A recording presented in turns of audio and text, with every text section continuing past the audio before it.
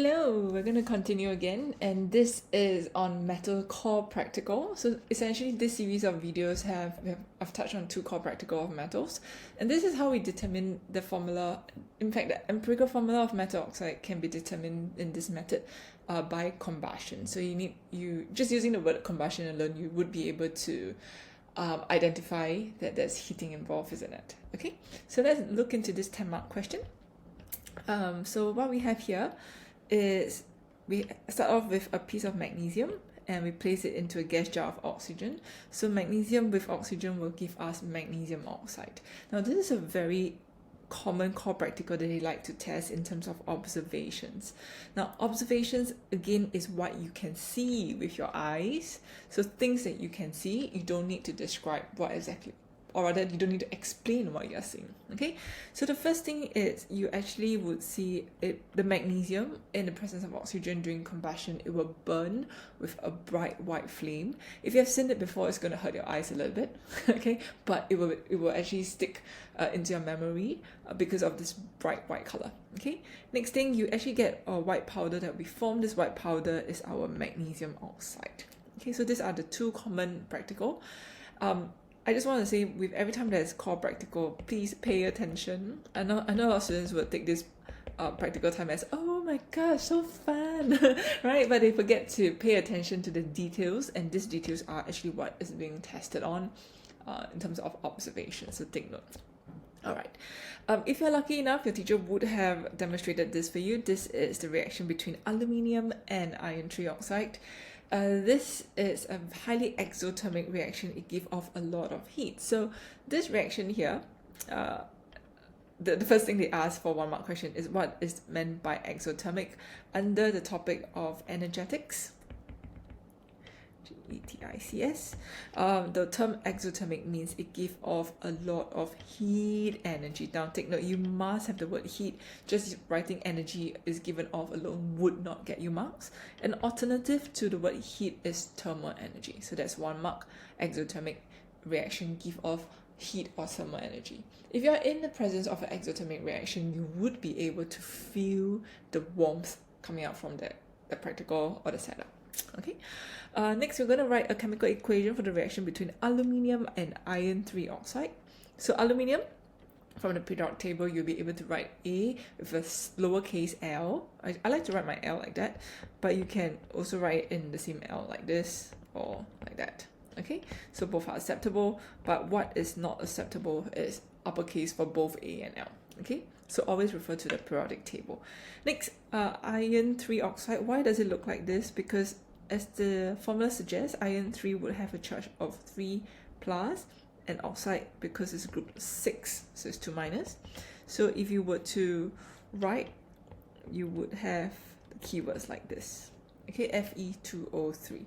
So, and how do you know? Okay, so with that, you would be able to form the reactant. Basically, it's the substance before the arrow, the reactant formula. Now, what is formed at the end, which is the product side, is you will need to understand the idea behind displacement. For metal, a more reactive metal can displace a less reactive metal. And how do you know what is more reactive or less reactive? In this case, you would need to know your reactivity series. Okay, as mentioned in my first video, day 1 of this video series, so please go back to that. I started off that video with that list, and of course you would need to know that list by heart. So again, find your own mnemonic to remember that.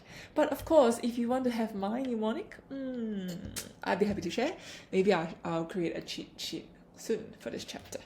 Okay, so the idea here is aluminium is way more reactive, or is higher in terms of reactivity series compared to iron. So aluminium is here and then iron is here. So aluminium being higher in the reactivity series can displace iron. So in this case, the aluminium displaces the iron in iron trioxide. What we get here is the iron will be on its own and aluminium will hold on to the oxygen. Okay, so we get aluminium oxide at the end of the day. So that's 1 mark. Which is quite difficult to get in my opinion, because you also need to balance this equation over here and here. Okay, always write your formula first. You must always aim for a correct formula first before you balance. If not, it would be impossible to balance the equation. Next, okay, explain why is this a redox reaction. If you see from the reaction itself, aluminium becomes aluminium oxide. Aluminium is actually gaining oxygen, so there's oxidation over there. Then next, you see iron 3 oxide eventually become just iron, so it loses oxygen. What is losing is your iron 3 oxide. So it's Fe2O3 losing oxygen, and it gets reduced. Okay. If the name is given to you, I would suggest write the name. Don't be like me, write the formula unless you are really confident. Okay, so that's to minimize chances of careless marks. Okay, then we move on to part C. Now this is a core practical. This practical should be conducted in school, at least demonstrated by your teachers, but maybe at the end of this video I will show you how this will look like. Okay, so we start with magnesium ribbon. And we put this magnesium ribbon into this crucible. And every few minutes, what is going to happen is we will open up the lid, okay, leave the lid occasionally. The idea here is to introduce the oxygen from the surrounding into and to react with the magnesium. So during this process, if you open and close the lid a few times, you would be able to see that the magnesium ribbon burns with a white glow. Okay, and then you close the lid, and then you open the lid and you close the lid. Now, why do we not want to keep the lid open all the time? Why do we need to close? Is we want to minimize loss of product. Okay, because the end product is rather powdery, so if you keep the lid on, chances of it being blown away is quite high. So we want to open the lid to introduce oxygen, but close it back again to minimize the loss of product. Okay, so at the end of this, after 5 minutes, find a mass of crucible, lid, and magnesium oxide. Okay, so the first question here is explain why the student left the lid. Why do we need to open it? Okay, here is to allow oxygen to enter, but it's 2 marks. Okay, why do we want the oxygen to enter? Again, if you see the word explain, you need to talk about the why. Okay, it is so that it can react with the magnesium. So the oxygen reacts with what? It reacts with the magnesium. Okay, it would be wrong for you to say we are letting the heat out. That is not the purpose of opening the lid. Okay, next, the last question here, which is a hard question for a lot of students. The mass of magnesium oxide formed is less than expected. Describe what the student should do next to obtain a more accurate value for the mass of magnesium oxide. So if it's less than expected, it could be because the reaction is incomplete, right? Incomplete reaction. So what you want to do is you want to continue heating until you obtain a constant mass.